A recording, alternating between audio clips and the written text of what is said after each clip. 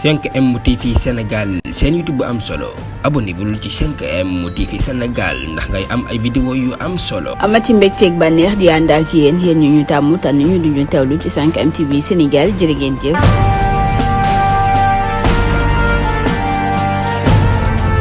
mbokk yi siifur 5M TV Sénégal dal leen nag jàmm jamono ji nag sénégalais yi daan nañuy jommi jaaxle ci li nga xam ne rek jamono ji ñu ngi koy nemmeeku ci réew mi di Sénégal ginnaaw li nga xam ne rek dañu koy nemmeeku nag mu di rek matériel yu bëri yi nga xam ne rek ñu ngi koy jox ñi nga xam ne rek ñoo di takk der yi ay oto yoo xam ne rek dafay lancer li nga xam ne rek moo di ay grenade la lacrymogène ginnaaw bi nga xam ne rek ñi ngi doon amal li nga xam ne rek moo di suñu fête indépendance ginnaaw loolu nag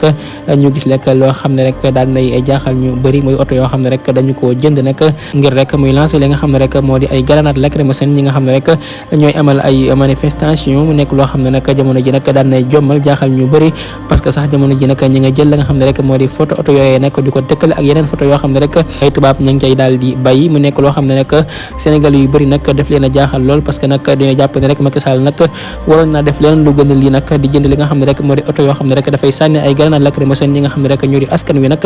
def ko loo xam ne rek moo gën ci li nga xam ne rek moo di Sénégal mu di rek wàllum mbay mi nga xam ne rek doxul ak leneen loo xam ne rek doxul ci réew mi di Sénégal waaye nag la jaaxal yenn ci Sénégal yi rek moo di oto bi nga xam ne rek dafay sànni li nga xam ne rek moo di grenade lacrymogène ñi nga xam ne rek